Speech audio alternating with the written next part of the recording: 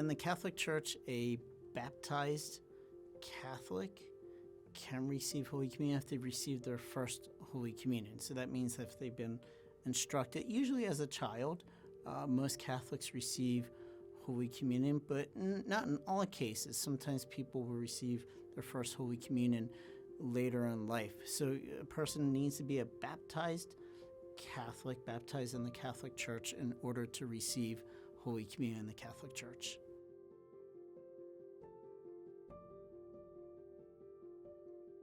So a Catholic should receive Holy Communion. The Church's law is at least once a year on Easter, usually Christmas and Easter.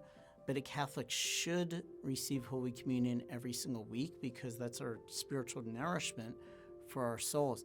A Catholic could receive Holy Communion more often than once a week, could receive Holy Communion every day. There are some Catholics that receive daily communion, and daily communion is a great way of growing in holiness because God gives tremendous graces when we receive Holy Communion. So we don't want to deprive ourselves of our spiritual food that we need.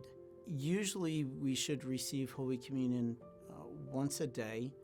There are circumstances where a person can receive twice a day, say if they're like attending a funeral and attending another Mass or attending a wedding or say like a pilgrimage Mass, that they can receive more than once. Priests, a lot of times in parishes, have to receive more than one time because they have to celebrate multiple Masses for people. But that doesn't mean that we kind of accumulate our Holy Communions. We just go one Mass after another. That's not the idea of Holy Communion. So we try to receive at least one time. We can receive more than one time if it is necessary, but we don't want to like multiply the Holy Communions that we receive in a day.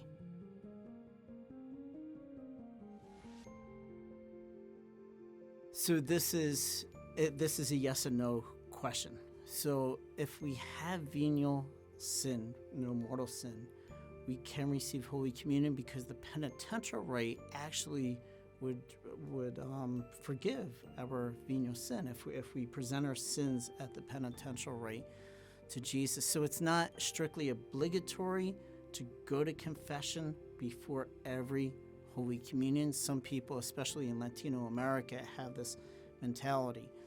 But if we are in mortal sin, then no, we should refrain from receiving Holy Communion before, unless we go to confession. Then we should go to confession before receiving Holy Communion. If we notice that there's a mortal sin on our soul, then we should go to confession before receiving Holy Communion.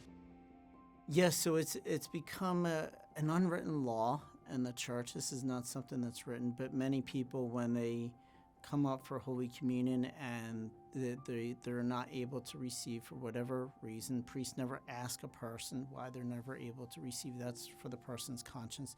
And they come up and they fold their hands, they put their arms like this, and they will ask for a blessing from the priest. And so the priest can give them a blessing. I would say that would be maybe like communion of desire, or spiritual communion, when the person receives that blessing from the priest or the deacon when they come up. You'll have a lot of children that haven't made their first Holy Communion that will come up and ask for a blessing. So that's perfectly fine for the person to come up and receive the blessing from the priest or the deacon when they're not able to receive Holy Communion.